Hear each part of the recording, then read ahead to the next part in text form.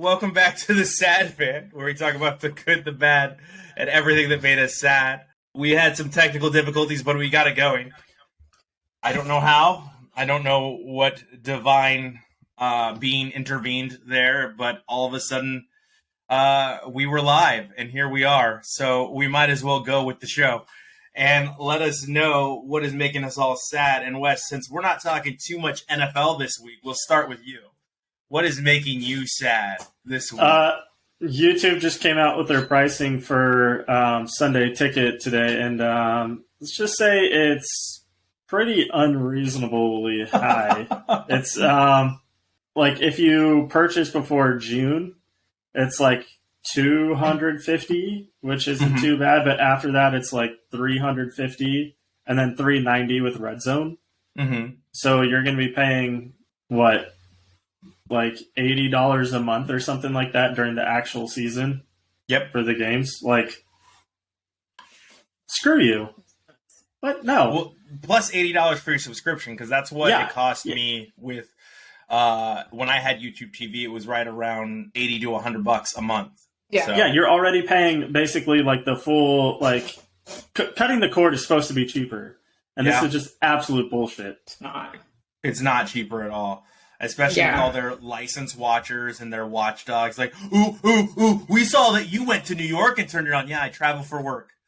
I don't know what to tell you. Right? I pay you every month to leave me the bleep alone and let me watch television. It's funny, too, because with YouTube, they were voted, like, worst customer service as far as these entities are concerned because you can't get a hold of their help desk.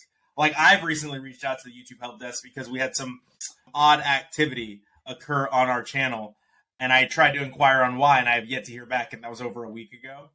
So I can only imagine like what's going into their help desk over there if it all goes into like a black hole because they don't need anything. They get money just filtering in, so they're just kind of like, weird. It's like an ex-boyfriend or girlfriend that doesn't want to talk to you anymore, like, I didn't get your call.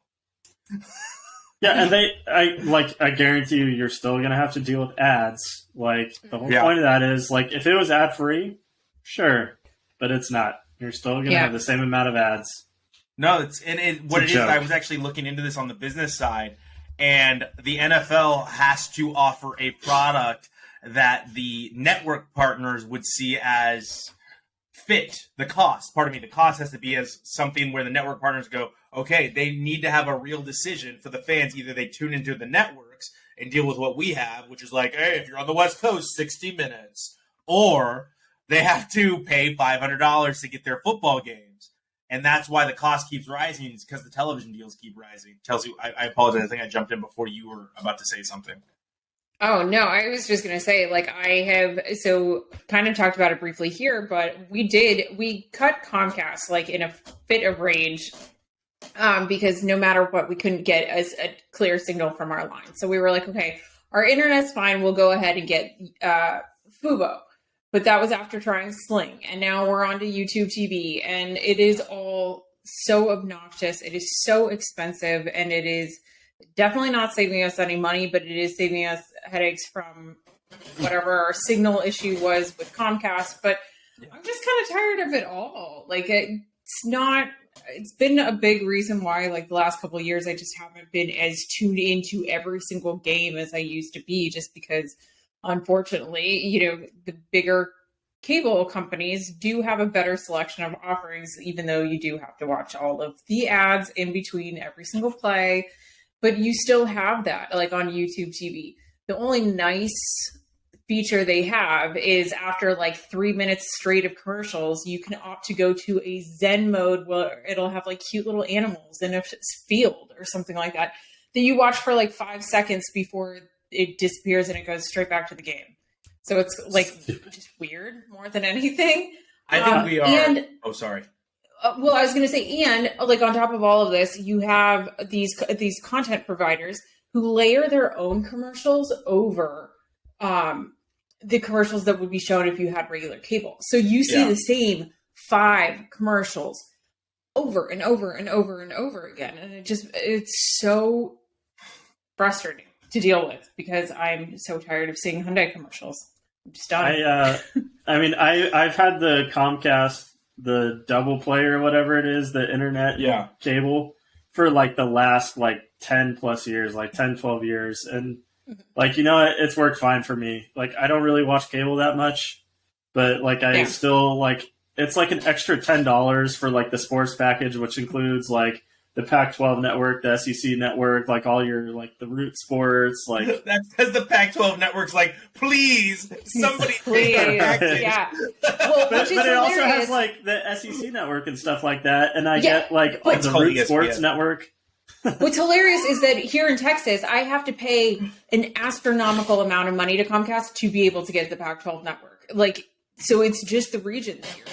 Yeah. And you're really lucky because I get the Longhorn network for free. Oh, hey, there you go. I don't really care. But yeah, I mean, and no, like I said, I don't use it that much, but like just for like not having to worry about it or whatever. Yeah. Like whenever I want to watch sports, it's there. I can get pretty much any sports game I want.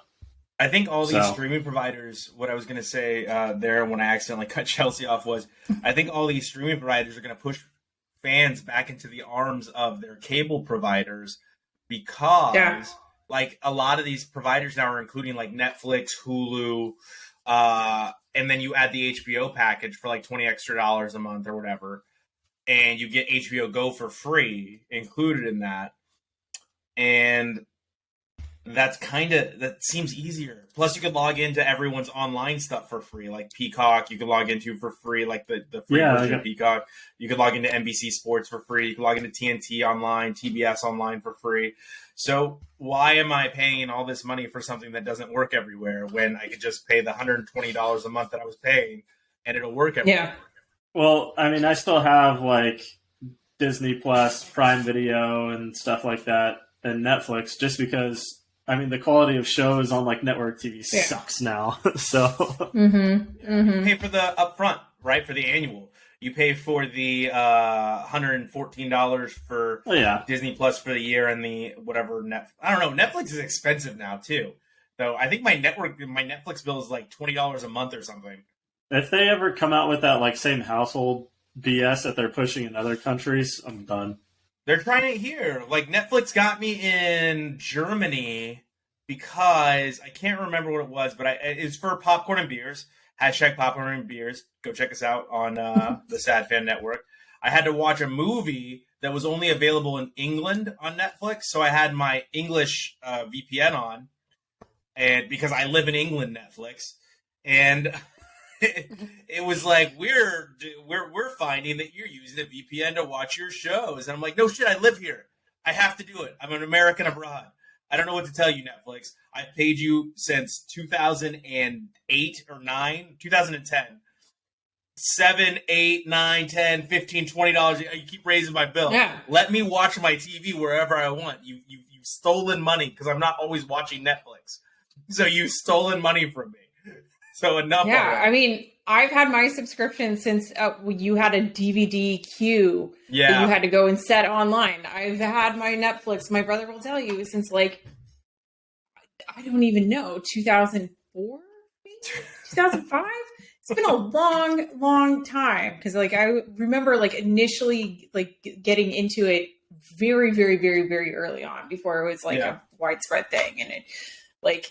I've been paying continuously since then, and I have also run into those VPN client issues, and it's so annoying. I'm like, how much money have I given you over the years? Just let me watch my TV. Yeah. Hey, Netflix, you have enough. Just keep eating my money and let me watch wherever I'd like to watch. Right? How about that? Yeah. As we keep going, it looks like the Lakers are about to end the Timberwolves. I know it just went into overtime as we started to shoot. It's 105-102 with 11 seconds left, but I said that at the end of the first or regulation, pardon me, and apparently there was a foul right as we came on air that I had to be informed of, which is why it took us a minute to get on. But we've got some stories there that we're going to get into a little bit later. I just wanted to give an update on the game as we're recording live. What made me sad? Mallory Swanson. She's the USA's leading scorer going into the World Cup, and she has a torn patellar tendon. And that's awful for Team USA because a lot of what we were reading, which we've already broken down as unfair, was that she is the hope of the United States to win this year's World Cup. And she is our best player right now. She's in the best form. She is our leading scorer, and this comes right on the heels of getting Julie Ertz back. So we get one and we lose one, which puts us in a terrible situation going into this year's World Cup. And this is a horrible injury. So, like, if you don't know what the patellar tendon is, it's that squishy piece that connects your kneecap down to your tibia. And I've had a partial tear in it. I did not have surgery. I wasn't a candidate for it, but it took me so much time in one of those locked hinge braces where I couldn't move my leg one degree away for months. I don't know if it recovers easier with surgery. She did have surgery and did come out okay, but we're 100 days to the World Cup. She's not playing.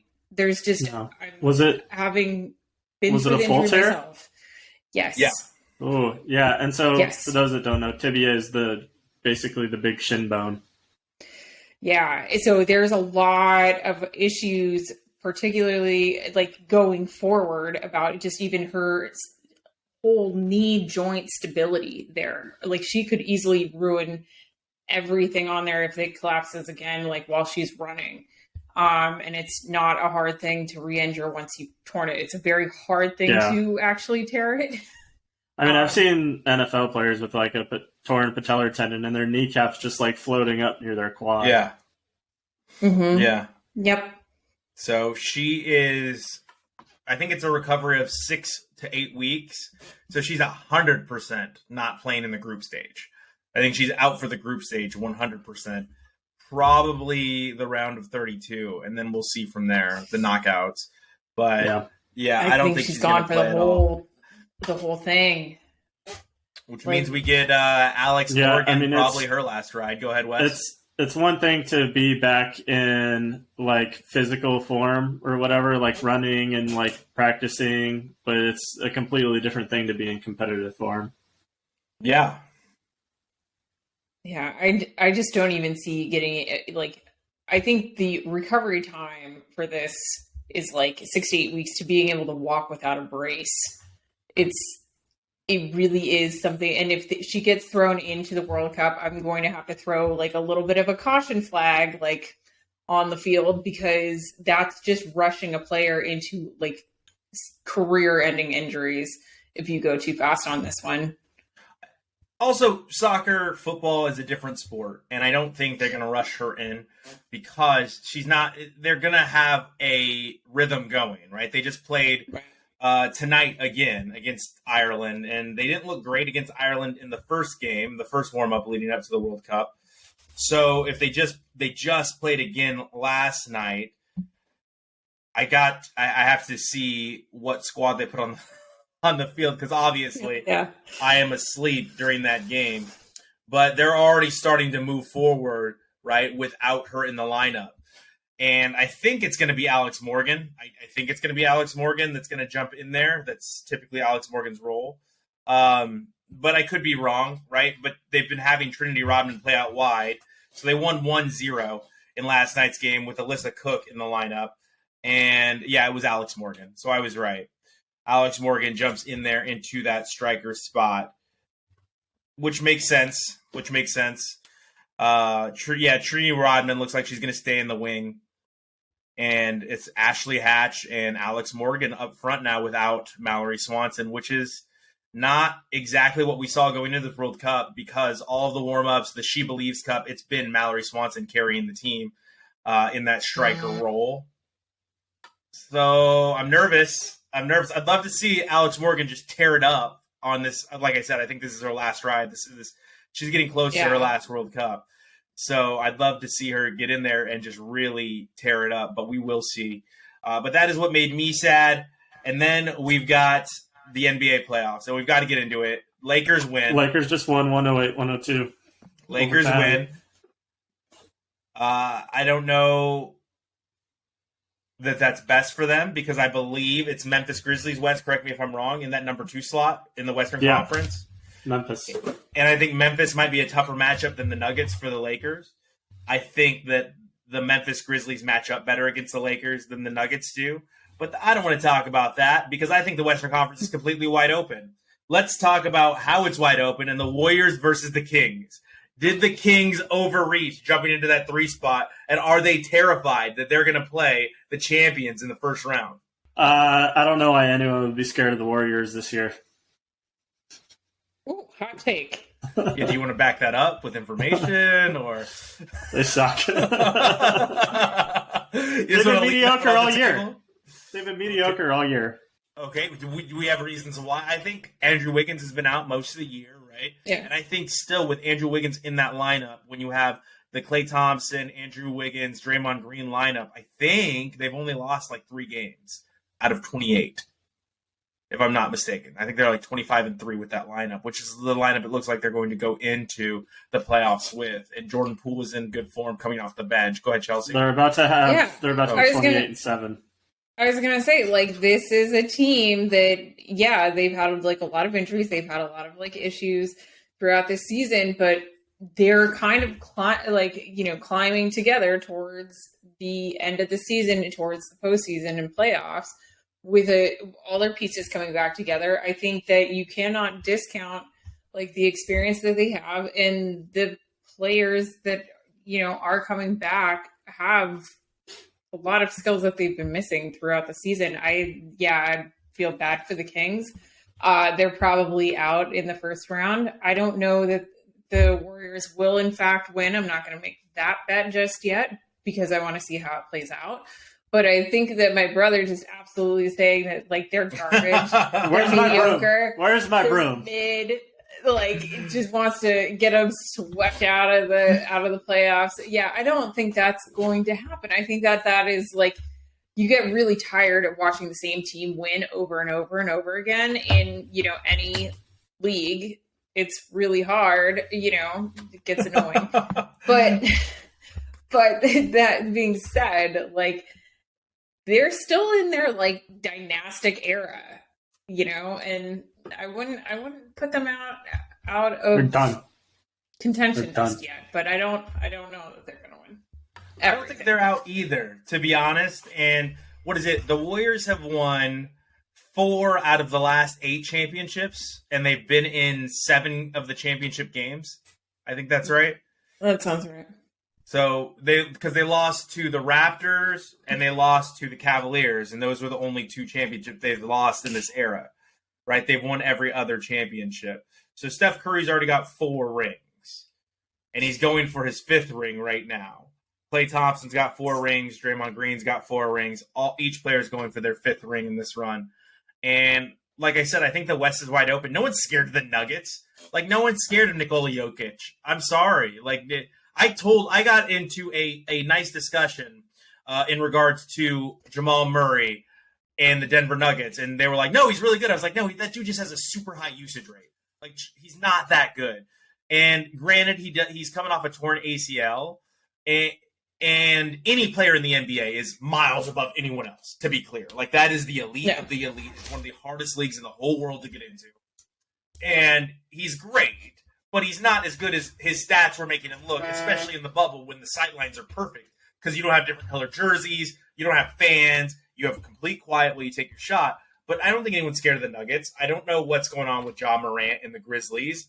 However, I think that who's your boy, Wes, on the Memphis Grizzlies from Oregon? Oh, Dylan Brooks. Yeah, Dylan Brooks.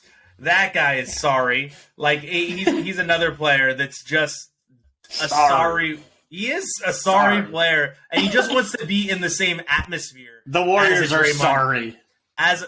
4 championships versus 0 is Warriors are sorry. Sorry team with a sorry owner. Again, 4 championships versus 0 speaks volumes. And speaking of speaking volumes, Rudy Gobert sent out a tweet at the beginning of the season when Draymond Green knocked out Jordan Poole. And it said, insecurity is always loud. And then when Draymond Green found out that Rudy Gobert threw I see your duck. I see the quack, quack, quack, okay? When Draymond Green saw that Rudy Gobert threw a punch at Kyle Anderson this season, and hi, dog, I'd love to keep the show going. I'm running out of time. when Rudy Gobert threw a punch at Kyle Anderson. We're off the rails, Wes. Thank you for that. I will include all of this.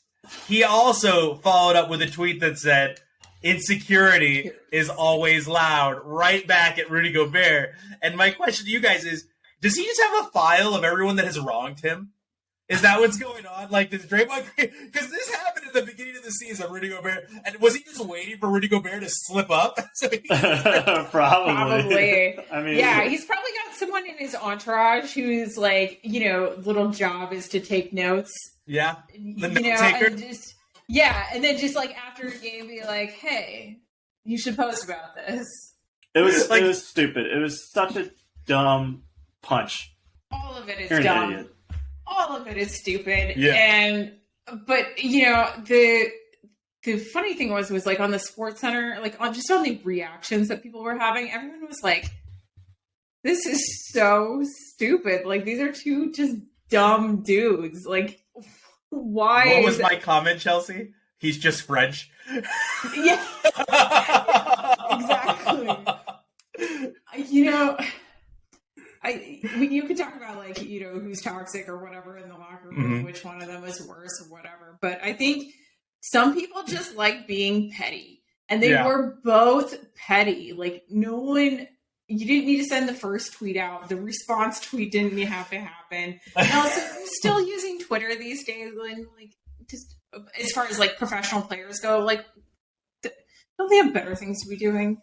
Speaking of that, you can follow us on Twitter at TheSadFanCast and at TheSadFan12. Hey, are you going to get us a blue check mark? No, I'm not paying for that. We can be verified. Twitter blue. Everyone can. Bro, your mom is verified at this point. Sorry, Chelsea. That was directed at Wes. We have the same mom. It's cool. Let me parse that. I love to do yo mom jokes at my brother because why not? With that, I think it's crazy. I think the Timberwolves really regret the trade they made, the Alex Rodriguez regime, in trading all of that capital for Rudy Gobert. I think that was a huge mistake. And I think Danny Ainge really capitalized on them because they gave up more for Rudy Gobert than the Suns gave up for Kevin Durant. And I mean, when you weigh those two things, what's really working out? But I don't think any of the trades worked out for any team. Timberwolves are worse than they were last year. Suns are worse than they were last year. And the Mavericks aren't in the playoffs. As Wes and I were talking about.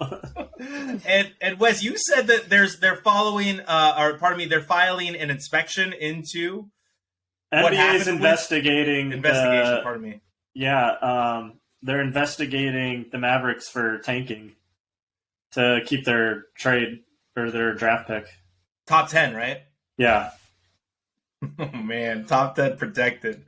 So it behooves them to throw away the season and bench 5 players, not last game. And now the NBA's investigating, so I'd laugh if they just take away that draft pick anyways.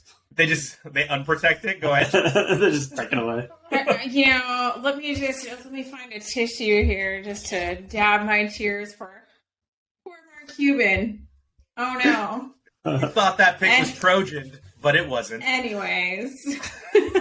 But yeah, I do agree with your earlier statement, though. The West is wide open. I mean, there's not really a single team that stands out. I mean, like the bottom 7 or 8 seeds are all within a couple of games of each other. Within like 4 or 5. And no one's scared of any of those teams. Like, the Clippers could break at any time. They have the 2 most breakable players. The 2 most breakable superstars in the whole NBA in Paul George and Kawhi Leonard. So they could be done at any time. Men of glass. They could just fall into shards at any moment. But yeah, that's pretty accurate, actually. And then you have the Suns with Chris Paul, who loves to get injured at important times in the season. Like, it's his favorite thing to do. He's old! But he's done it his whole career. It's part of the reason why he's never won a championship. He's always hurt when it comes to it. And when he's not hurt, he blames the team. So it's wide open, Wes. It's wide open. So I think the Warriors have a clear path. You like the Lakers to make it through, which is the weirdest thing. But none of us are picking any of the top 4 teams. No. No one's picking the Kings. No one's picking the Nuggets. No one's picking the Grizzlies. And no one's picking the Suns. I mean, I could see the Suns going through. Yeah, it's just because you're a Suns fan, though. Could you, in reality, if you were not a fan, see the Suns going through? I mean, I'm still salty about the Blazers completely collapsing on themselves, so I don't really want to talk about the West, if you don't mind. But if we move to the East, I think it's a 3-horse race, because I don't think anyone can take on the Celtics, 76ers, and the Bucks other than the Celtics, 76ers, and the Bucks. I think those are clearly far and away the 3 best teams. Is this the best the Cavaliers have been since LeBron left? Yes. Yeah. The first time. And I haven't paid attention to the East like all year, really. Sorry, that was so. I'm just like, what the? How are the Cavaliers good? They have a really young team too, and it's Donovan Mitchell, right? Donovan Mitchell, I guess, makes a bigger difference than people think because they're the 4 seed, right? Yeah, they would be the 2nd seed in the West. So the Cavaliers being the 4 seed is interesting to me because I think that's always where they were with Donovan Mitchell on the Jazz. I think the Jazz were always a 4 seed with Donovan Mitchell. Yeah. So it's like Donovan Mitchell just lives in that 4 seed. Like, that is his home. He's like, how do I get to the 4 seed? That's all I want. Do I need a championship? No. Just get me that 4 seed. I just want to be the 4 seed in every league. But they've got a good young team. They really do have a good young team in Cleveland. And it's weird to see, but somehow Dan Gilbert, that horrible excuse for a human being and the owner of the Cleveland Cavaliers, has put together a really good team. That front office has done a really great job putting together a young core. And if he could keep them together, that team's going to be really good moving into the future. What is it with Cleveland owners just being D-bags? just let me throw this out here. Why does everyone in Cleveland that owns a franchise suck? Right? Yeah. I mean, how are the Guardians? I mean, do they have terrible ownership? Can I root for them as little underdogs? I mean, they didn't Dan Snyder their logo, right? They just were like, yeah, we're going to change it. Yeah. Yeah, they were at least proactive. Yeah, they were like, we're just going to change it. We're just going to change it. One of my favorite TV personalities, Bomani Jones, once wore a shirt that was the Cleveland Indians mascot, but it said white guys. And it was like,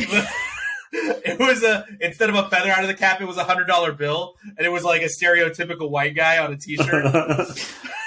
And I was like, yes, and he got in trouble. And I'm like, that's been the Indians mascot forever. And like, white people, stop being so sensitive. That was a funny t-shirt. I'm sorry, and accurate. Right. So we're in the NBA playoffs already. We've got the play-in games going tonight. The Heat blew it again. The Heat are probably the worst good team in the NBA. And now we've got the hockey playoffs, Wes. And the Kraken are in, even though they got their tail whipped tonight. What are we looking at as a matchup for the Seattle Kraken? Let's see. So Seattle Kraken is currently fighting for the 6th or 7th seed. Mm-hmm. I believe. Yeah. So Jets have the 8th seed locked up, and so they're currently 2 points back of the Wild and the Kings for 6th/7th or 5th/6th seed. So I think they could get 6th or 7th seed. I'm not sure if they have the tiebreaker for this 5th seed. Boston set the NHL record for the most wins in a season. 133 points. It's insane. Yeah, I think they only lost in regulation 2 or 3 games at home. Yeah, and that's nuts. Hockey's so much so much harder to. Yeah, it's a really grueling season. Yeah. With the Bulls and the Warriors, they won 72 or 73, but I mean, hockey is just, it's so much more low scoring. So it's the games are just up in the air a lot of times. Also unpredictable once they get into the playoffs. So what's crazy is the Bruins could blow it, even though they're far and away the best team. Look what happened to the Mariners in baseball years ago, and we're back. 116 wins, and then they just poop their pants. Never forget, Seattle. They poop their pants. But, is it still the best team ever? Or did the Yankees Yeah. finally break the record? Still It's the still best. the best team. Still the best. Oh my gosh, it's like the Warriors though. Warriors, same thing. I'll do it to myself too. 73-9, and then they lose in the championship. Yeah. So it could happen to anyone. Go ahead, Wes. So let's see. The Kraken currently have like a less than 1% chance to win the Stanley Cup. This is on 538, and then Bruins are 39% to win. What's that big green casino that's right down the highway in Seattle? The Emerald Queen Casino. The Emerald Queen, yeah. Yeah, drive on down to the Emerald Queen, place $20 on the Kraken, Wes. Yeah, they $20. finally- Sports betting? Is sports betting allowed in Washington now? Yes, no, they finally allowed it on the res. So he's got to go make his the Emerald inaugural Queen bet. Casino has goes through MGM Sportsbook now. Yeah. Oh, nice. It's Yeah, because just- it wasn't allowed for a long time. Yeah. I know, because my DraftKings never worked in Seattle. It always made me mad. And I love Yeah, DraftKings. it doesn't work here in Texas. I totally support DraftKings and their business model, and I love them. Thank you for catching on to what I'm doing there, Wes. Please sponsor. Please, sir. Or if you're in Washington State, make sure that you go vote for legislation to allow DraftKings. I've had DraftKings for 10 years and managed to not bankrupt myself, so I have an interesting opinion on Gamble sports. responsibly, everyone. Exactly. That. All you have to do is understand that they have dollar contests, and they're pretty fun to play in, and it gives you a little skin in the game, makes the game a little interesting. Mm-hmm. Making the game a little interesting comes with star players, and I want to give Chelsea 2 to 3 minutes here to talk to me about the financial side, the financial implications it could have with players like Zion Williams and Ben Simmons not playing on $100 million contracts. Right. So, and this comes out of the discussion. Who was the player that said he'll play when he feels like Zion Williams. He'll It was- Play when I feel like Zion. Yeah. Okay, so he said that about himself because I seriously thought this was someone else. Okay, that makes it even more embarrassing for him. But these players just are not playing. And as we all know, all of the major league sports at this point are really a financial calculation of how much cap space you have, how much luxury tax you're going to pay in certain leagues, things like that in order to secure your roster. And the NBA is a little bit different than the NFL. In the NFL, you have non-guaranteed contracts. So you might see a guy getting signed for like $85 million, but the guaranteed portion of it is only like $15 million. And it's if he meets, X amount of criteria to get him all the way up to that like $80 million. In the NBA, it's not quite the same. I mean, your contract is what your contract is. And it's really frustrating to both fans and the management side of a team to have these players not available for games. And it's unclear whether this is like, we were talking about this a little bit before, right? Like whether it's actual injury, whether it is mental health issues, which is something we absolutely need to take seriously with athletes. They are in such unique, high pressure situations where perfection is expected of them. But this might be something where he's just not playing. Yeah. And kind of just taking the money and sitting. And that's really from a few different sources and things like that. It's kind of what it seems to be. Or perhaps it's where he's in his head and thinks he needs to be at, peak Michael Jordan, level. No one will ever be Michael Jordan. No, I know. But to even get on the court again, to even think about it, because he isn't going to practice either.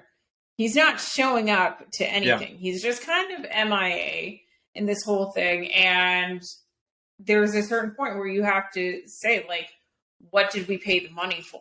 And there was another player Throwback to Derrick Rose. Ben Simmons. Like Ben Simmons, who the concern is kind of the same thing. Ben Simmons has been in the league a long time, though. But he's broken. He's done.